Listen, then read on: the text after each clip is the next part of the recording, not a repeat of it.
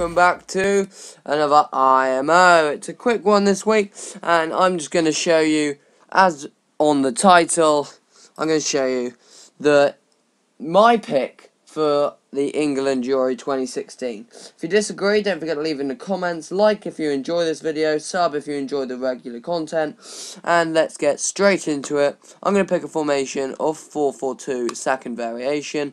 Without no further ado, going to start with a risky one actually. I'm going to start with Joe Hart. Now this is a bit of a hard one really, because I think there's two main keepers, that have done better than Joe Hart. But the reason I put Joe Hart in is he hasn't had a good season, but he has England experience, and in my opinion, always brings up the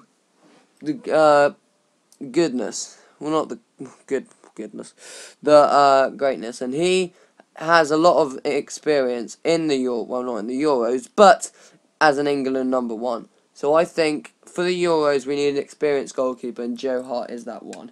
There's two goalkeepers that I'll mention later that could go in there. Right back, just simple man. He's got pace, run down the wing. Nathaniel Klein has long shots, whips in crosses, sets up midfielders and strikers. That's a good signing for Liverpool, and hopefully he'll perform well with England. A guy who we don't often talk about really, Mr. Gary Cahill. He's a good defender, in my opinion. I think he is rock solid for Chelsea. Not many players have been good this season for Chelsea. Costa, Willian have been good. I think Gary Cahill's been a good defender. He needs to step up now. Zuma's injured, and I think he's doing a good job. And I think he's had a few experiences with England and in World Cups and Euros, so I think that is the main choice. But a rock holding the defence together, a man on top form for Man United, Chris Smalling. You can see there, if you just caught a glimpse, that he's had a 3+ rating on the winter upgrade. It's because he's had a good season with Man United. Man United have struggled to score goals, but have had great defensive, and that is because of our defence and De Gea. But Smalling is that heart of the defence that keeps them out, and I think he is a good defender to have. Also, he links up fantastically with my next player, which is good if he's back from injury. It's our right back, Luke Shaw. Now, you put Shaw cross in, then that would have been a mistake. Luke Shaw's currently injured. He was on great form before he got injured. I think if he returns from injury, he'll be great on form for the Euros. And he links up good with Smalling. It's a good link up. Hopefully that works out there. Now to our right mid. Bit of an interesting one for Theo Walcott, who can play midfielder, striker. Is a good player. He can play anyways. Fast pace, can bomb down the wing, beating defenders, crossing in, even cut inside and have a few shots. I think for Arsenal and England, he'll be a good player. Guy who I think to go in here, Mr. Ross Barkley. He has been so solid for Everton. Him and Lukaku are linked up perfectly, and maybe Lukaku, and someone they could buy with their new money they've got from the new investor.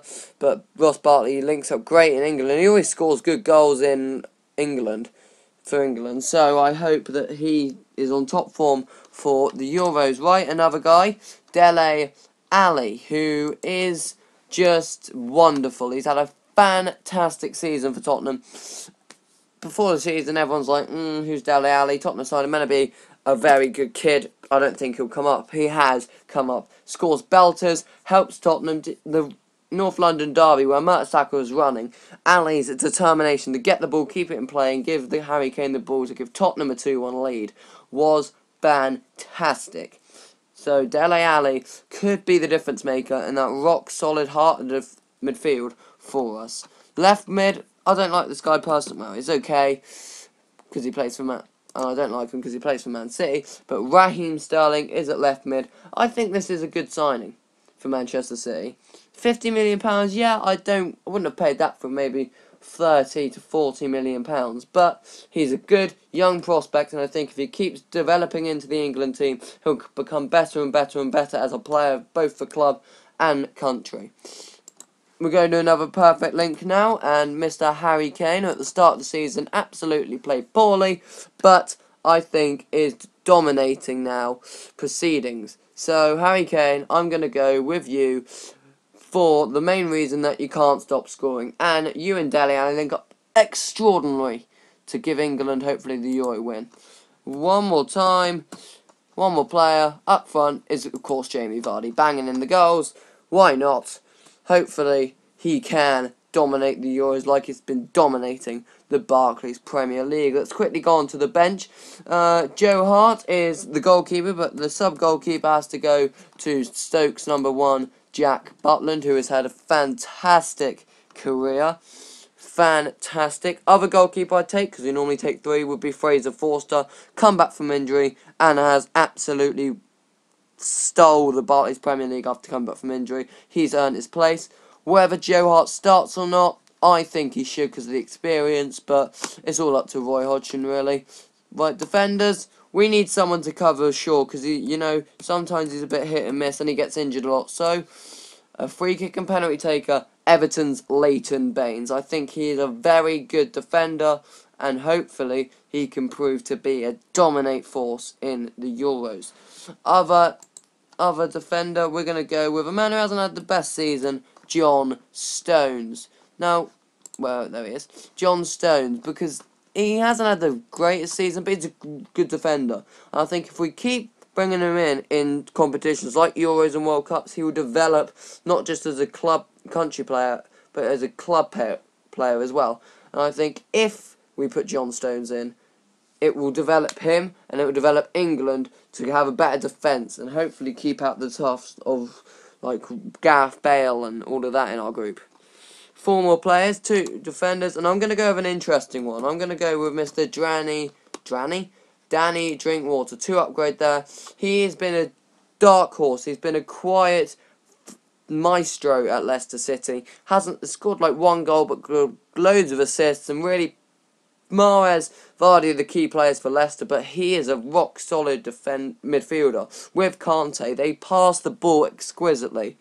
And that he is the secret reason why Leicester are doing so well this season. I think he has thoroughly deserved his place in the England side. I don't think I'd put him straight into the England team because it's a debut and don't think he's played for England yet. But I think he will be a good player there.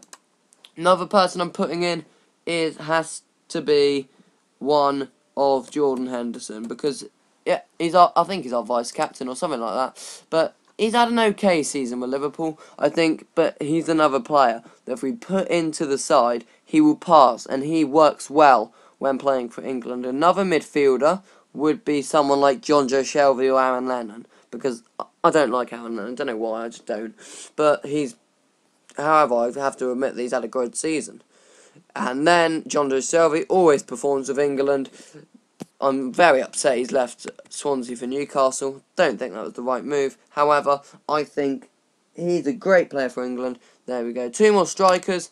An interesting, well, not an interesting one for this one. It's obvious. We got to bring Wayne Rooney. He's a bit hit and miss form, but he's our captain and really does very well for England.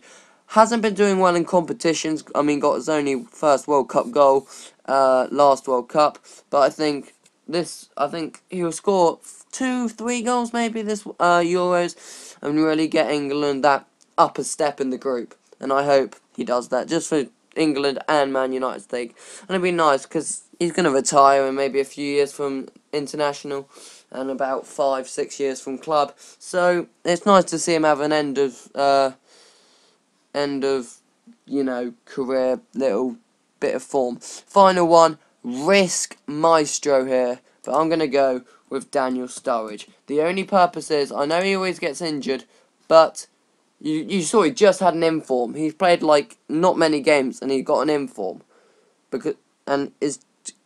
Every time he plays, it's fantastic. If he wasn't always injured, he could be one of, if not the best striker in the Premier League. Because when he plays, he's got the pace, he's got the shooting, he links up with his players fantastically. Him and Henderson would be a great link, as you can see there, perfect link, Liverpool and England. So I think he can link up fantastically. See, Klein playing it to Henderson, playing it to Sturridge would be a great link through the team for England. So that's the team.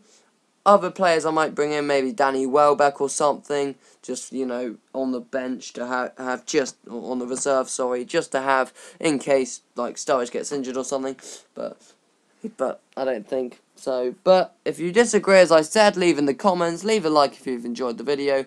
And that is my team, Joe. So on the bench we have Sturridge, Wayne Rooney, Jordan Henderson, Danny Drinkwater, John Stones, Leighton Baines, Jack Butland.